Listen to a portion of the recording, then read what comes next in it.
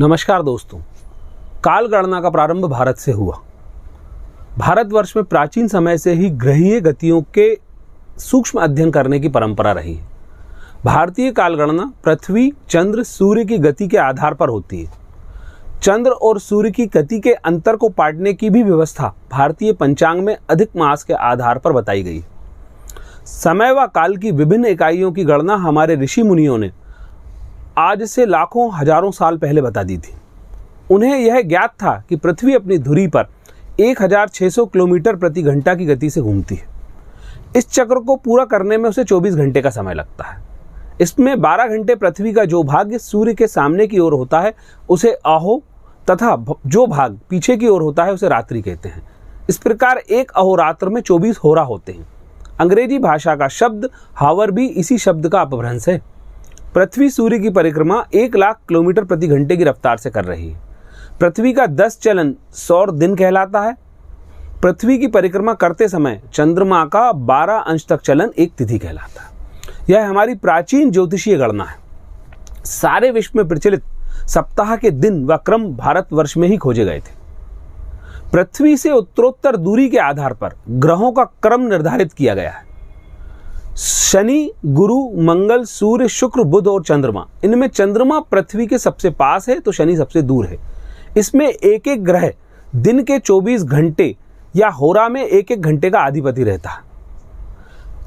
अतः क्रम से सातों ग्रह एक एक घंटे के अधिपति होते हैं। यह चक्र चलता रहता है और 24 घंटे होने पर अगले दिन के पहले का जो घंटे का अधिपति ग्रह होगा उसके नाम पर दिन का नाम रखा गया है। भारतीय वैदिक ज्योतिष के अनुसार सूर्य से ही सृष्टि है। अतः प्रथम दिन रविवार मानकर बाकी ग्रहों के नाम उनके अधिपति होने के क्रम से शेष वारों के नाम रखे गए हैं। अमावस्या को चंद्रमा पृथ्वी तथा सूर्य के मध्य में रहता है। इसे अंश कहते हैं। यहाँ से 12 अंश पर पृथ्वी सूर्य से 180 अंश अंतर पर आता है तो उसे पूर्णिमा कहते हैं। इस प्रकार एकम से पूर्णिमा वाला पक्ष शुक्ल पक्ष तथा एकम से अमावस्या वाला पक्ष कृष्ण पक्ष कहलाता है। पृथ्वी की परिक्रमा में चंद्रमा का 12 अंश चलना एक तिथि कहलाता है। इसी प्रकार से मास काल गणना के लिए भारतीय वैदिक ज्योतिष के अनुसार आकाश में 27 नक्षत्र माने गए हैं। अश्विनी, भरणी, कृतिका, रोहिणी, मृगशिरा, आद्रा, पुष्य, अश्वलेषा, मघा, पूर्व फाल्गुन, उत्तर फाल्गुन, हस्त, चित्रा, स्वाति, विशाखा, अनुराधा, ज्येष्ठा, मूल, पूर्वाषाढ़, उत्तराषाढ़, श्रवणा, घनिष्ठा, सद्विशाख, पूर्व भाद्रपद, उत्तर भाद्रपद और रेवती। इन 27 नक्षत्रों में प्रत्येक के 4 पद किए गए हैं। इस प्रकार कुल 108 पद हुए। इनमें से 9 पाद की आकृति के अनुसार 12 राशियों के नाम रखे गए।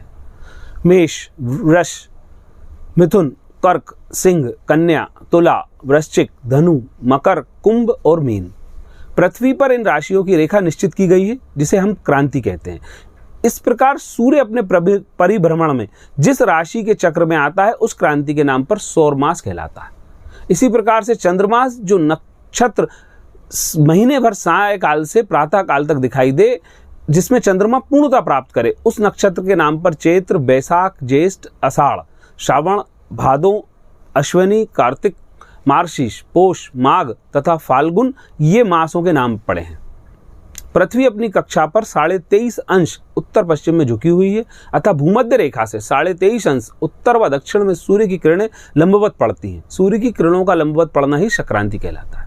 इसी प्रकार से भारतीय प्राचीन ज्योतिष काल गणना में वर्षमान के बारे में बताया गया है कि पृथ्वी सूर्य के आसपास लगभग 1 लाख किलोमीटर प्रति घंटे की रफ्तार से 96 करोड़ 60 लाख किलोमीटर लंबे पथ पर 365 दिन में एक चक्र पूरा करती है। इस काल को ही वर्ष माना गया है।